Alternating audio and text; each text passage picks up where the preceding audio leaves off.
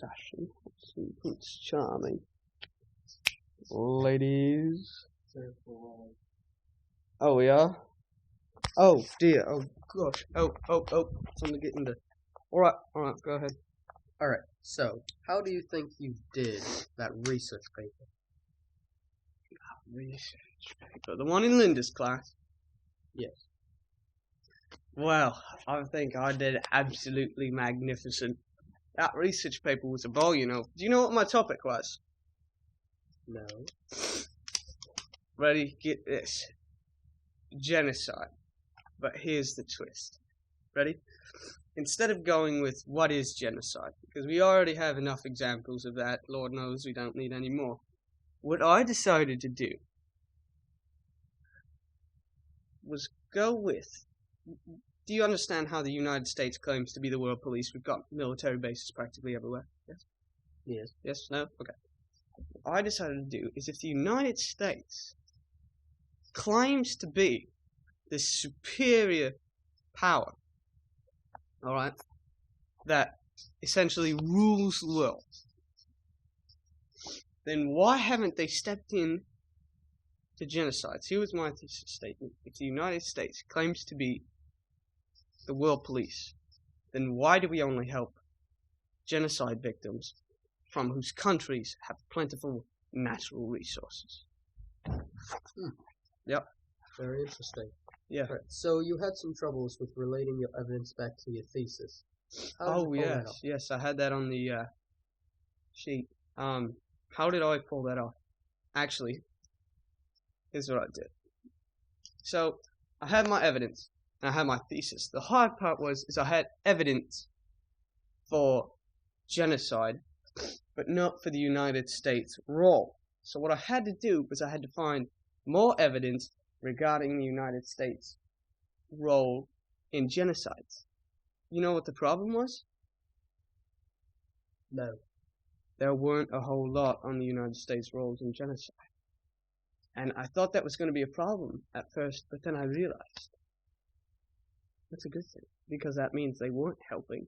That means they weren't supporting like they had said they'd been. For example, the Rwandan genocide. I remember one of the quotes I had, one of my evidences off of one of the Times articles, was it quoted the United States government and Clinton administration during the time as being lousy and unhelpful, and they wouldn't send aid or anything.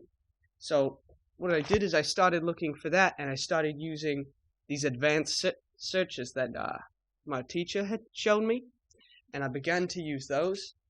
And for example, I took some articles that would have I went to the advanced search, and then I went to area, and I actually put in Rwanda. So now I was getting the articles out of Rwanda itself, so I could actually see those.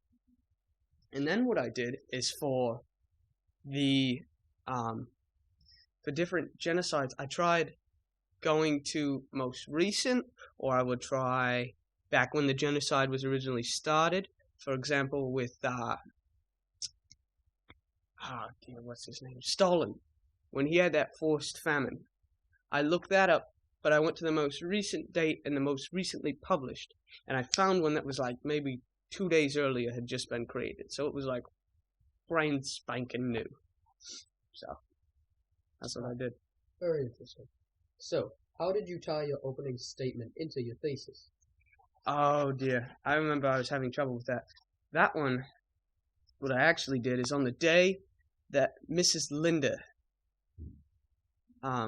put up the notes on the board for actually like figuring out what we were supposed to be doing for that. What I did is I saw some, and she had them listed. She had like 7 of them, and I took the one I saw that she said would be the best, and she said use a history example. So what I did is I took one of my would have been body paragraphs, and I took it and I placed it in to the opening statement. And what that did is it allowed for a history example, which is a plus, especially on the ACT stuff.